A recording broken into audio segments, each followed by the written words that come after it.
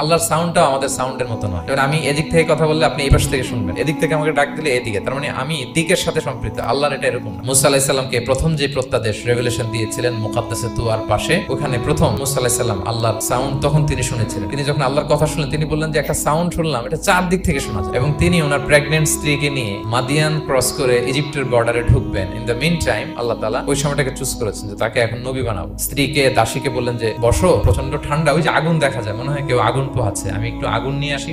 আগুনের কাছে যেয়ে দেখে সামনে যত যায় আগুন তত পেছায়। এবং আগুনটা সাধারণ আগুন না, একটা গাছ থেকে আগুন বেরোচ্ছে, কিন্তু ওই গাছের পাতা জ্বলে না, ডাল জ্বলে না, কিছুই হয় না। আসলে এটা আগুন না, এটা আল্লাহর নূর। আল্লাহর নূর সেখানে ফোকাস দেয়া হয়েছে। তো আল্লাহ তখন মুসা আলাইহিস সালামকে প্রত্যাদেশ করলেন যে ইন্নানি আনাল্লাহ লা ইলাহা ইল্লা আনা ফা'বুদনি, আমি আল্লাহ, ফা'বুদনি, আমার ইবাদত করো, ওয়া আকিমিস সালাতা লিযিকরি। আমরা ভুল করে অনেক সময় এরকম অবান্তর প্রশ্নগুলো করি। তো কোশ্চিন কালেও আপনি সৃষ্টির সাথে স্রষ্টাকে মিলাবেন না।